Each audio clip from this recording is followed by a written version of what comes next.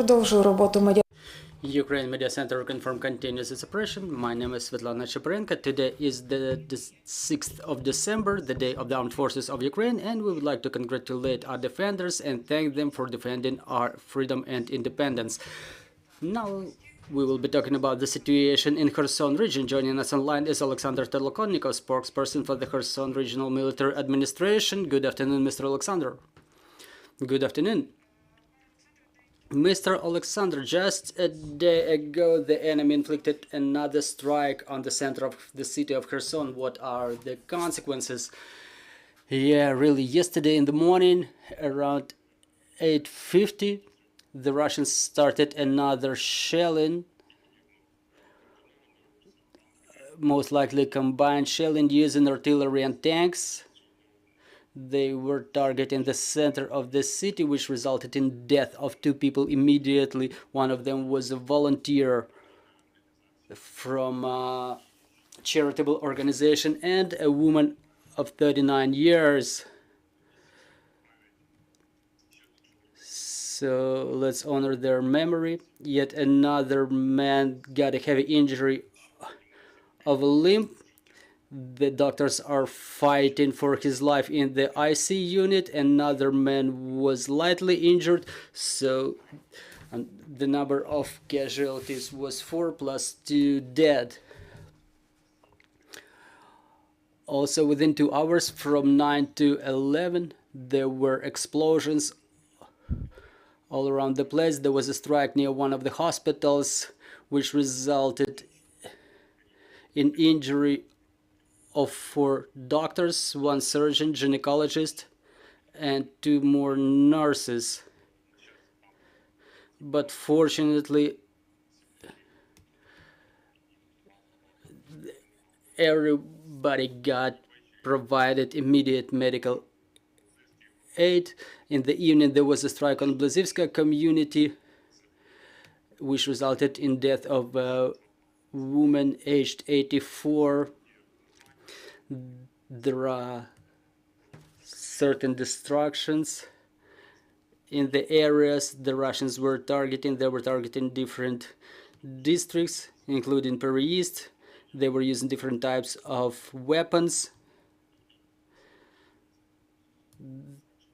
They were targeting people. It resulted in death of 3 more people in Peri East district. While talking about the humanitarian situation, the winter has come in full, so to say. So what is the situation with critical infrastructure?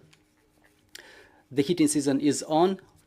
80% of the consumers get heat supply. We continue launching the boiler rooms. 764 out of 1071 apartment blocks are supplied with heat. The work is underway regardless the incessant shelling that really harms the system significantly. In case of any shelling, the utility technicians have to bleed the pressure to repair the system, but still we continue to increase the pace to make sure all the consumers get the heat supply. In those areas where there is no gas supply and the main ways are broken, we continue supplying the timber there. We supplied it to more than 10,000 households thanks to our partners, thanks to the international charitable organizations, humanitarian organizations. We continue supplying all the basic necessities to all the communities. International organizations promise to cover the needs of the 7,500 consumers financially.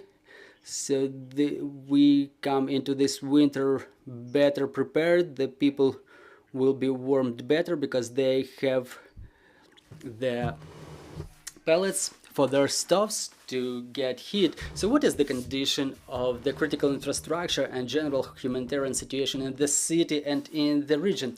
Can you please repeat your question? I missed the beginning. What is the condition of critical infrastructure and what is the general humanitarian situation in the region and in the city? Well, critical infrastructure, upon the decree of the office of the president, was being prepared from summer. We were constructing the physical protection for the critical infrastructure that helps a lot against the shrapnel damage. There are more than 150 infrastructure facilities that were protected with different types of protection, like sandbags, Heska baskets, and they probably are not something that can save those or protect those facilities from direct hit, but they protect pretty well from the shrapnel damage. There is electricity supplied all over Kherson, just as well as water supply. However, in such districts as Naftogava and Ostrovy Hydropark, unfortunately, we cannot fulfill any works there. Not so many people still reside there, fortunately, because those districts are heavily shelled from the east bank. It was difficult to work there right upon the detonation of Kakhovka Dam when everything was flooded. And the humanitarian situation in terms of the utility services, gas, electricity supply, heat supply is existent all over Kherson. Yes, it is with interruptions due to the shellings, but we cannot get away from it, and people take it with understanding. Talking about the majority of the smaller towns and villages in the West Bank, 188 settlements get electricity supply.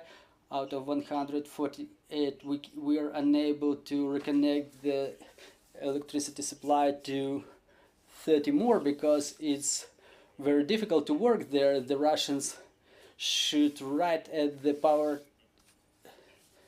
technicians that work there and right to onto the electric infrastructure facilities, so it's impossible to work there.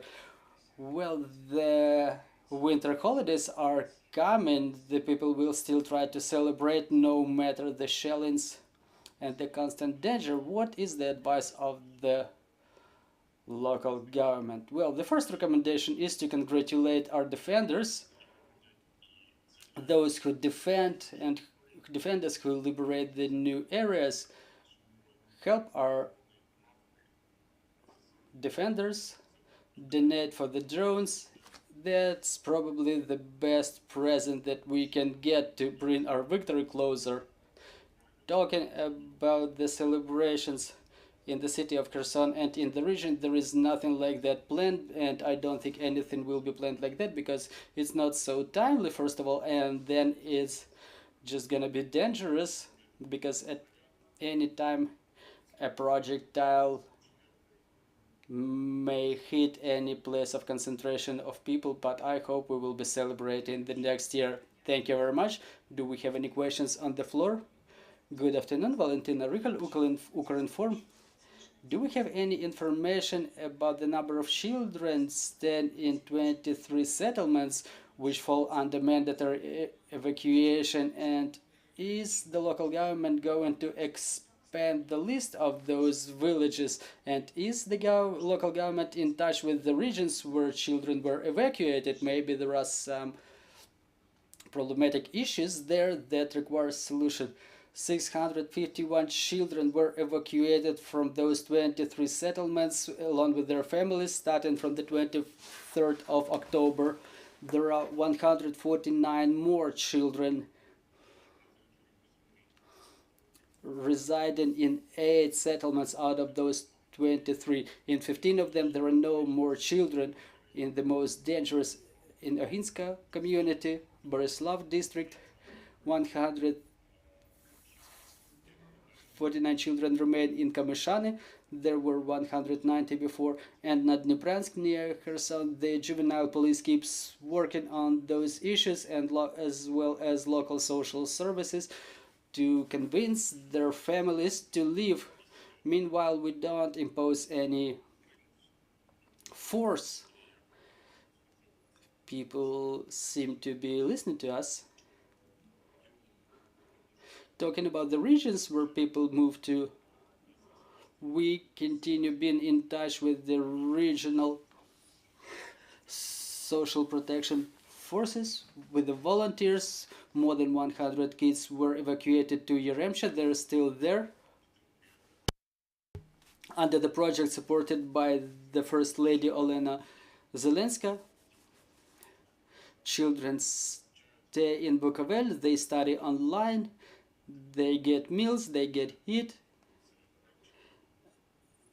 And Yaremcha is a place where children can take some rest, just as well as elder ones. We stay in touch with them if there are any problematic issues arising. Everybody knows the number, the hotline of Kherson Regional Military Administration, 0800 101 102. If anybody has any problems in those territories where they left to and they need some help, we are always ready to support them. Thank you very much, Mr. Oleksandr. Let me remind everybody that we were talking about the situation in Kherson and the region. Ukraine Media Center Ukraine Forum will be back on air tomorrow. Stay tuned, and thank you for being with us.